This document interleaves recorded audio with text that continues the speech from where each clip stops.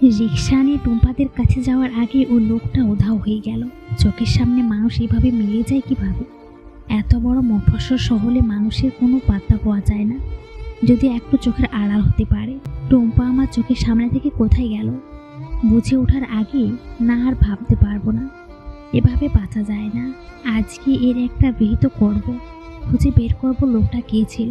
10টা বছর ধরে একটা মানুষকে এভাবে সহ্য করে এসেছি, যা আজকাল কোনো মানুষ করবে না। শুধুমাত্র মানুষটাকে ভালোবেসে বিয়ে করছি বলে আজ এভাবে তাকে নিয়ে পড়ে আছি। আমি নীলুফা, আমার স্বামী নিরাজ রাহুল।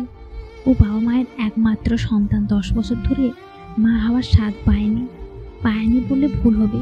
যদি নিজের স্বামী অন্যমনস্ক থাকে এইসব নিয়ে, তাহলে মা হওয়া যায়। আমি বাড়ি ফিরে এলাম আর ভাবতে লাগলাম, এত বছর ধরে কোনো এত উদাসীন থাকেও আর কোনোই বা এত বাজে ব্যবহার করে আমার সাথে। নিজের শ্বশুর বাবাও আমাকে দেখতে পারে না। এখন আমার কাছে সবটাই পানির মতো পরিষ্কার হয়ে গেছে। শাশুড়ি শুধু একটু ভালোবাসে, সেটা কেন তাও জানি না। হয়তো আমি স্কুলে টিচার, চাকরি করি বলে, আমার টাকায় সংসার চলে বলে, এইটাই আমার মনের সন্দেহ। মাথা ভন ভন করছে এসব ভাবতে ভাবতে বাড়ির গেটে আসলাম। আর এগোতে পারলাম না, শুধু একবার উপরে চাইলাম আর পড়ে গেলাম। আর কিছু মনে নেই। চোখ খুলে দেখি হাসপাতালে বিছানায় মাথার পাশে আমার প্রাণপ্রিয় স্বামী আর শাশুড়ি বসে আছে। আমার মাথায় হাত বোলাচ্ছে আমার শাশুড়ি। তুমি ঠিক আছো তো মা? নীলু, এখন কেমন লাগছে তোমার? উনি আমার নীলু বলেই ডাকে। আজকে আমার উনি চোখে একটু মায়া দেখলাম, সামান্য পানি ছিল।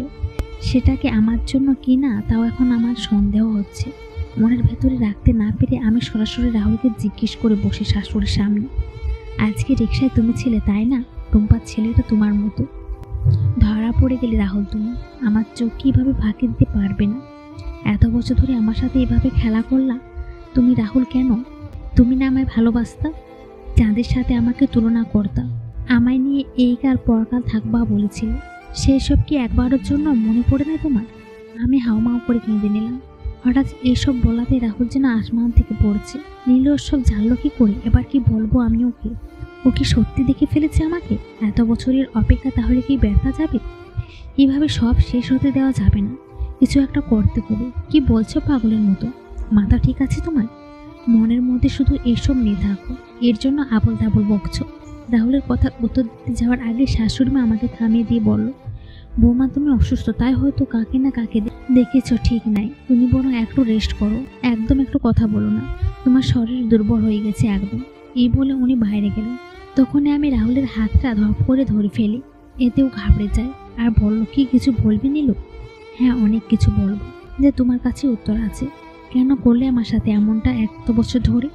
পাগলের মতো ভালোবেসেছি, যা বলেছো তাই করেছি।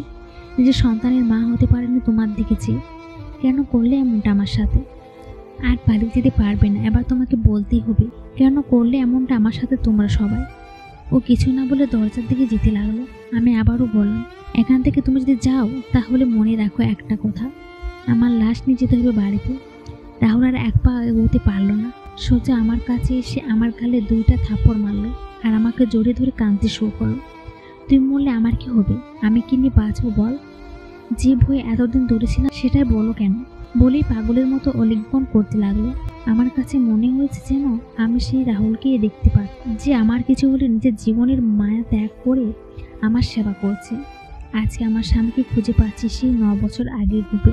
আমার ততিনীতে তার ভালোবাসা পরশ দেওয়া বুঝিয়ে দিচ্ছে আমি যেন নতুন করে বাঁচতে চাই। তার চোখের পানি দিয়ে আমার গাল ভিজিয়ে দেওয়া এই বুঝিয়ে দিচ্ছে যে কতটা কষ্ট নিয়ে সে এতটা বছর পার করেছে। তার বুকের সাথে আমার মাথাটা লাগিয়ে আমি শুনতে পাচ্ছি সে বলতে যাচ্ছে, তুমি মরলে আমার কি হবে?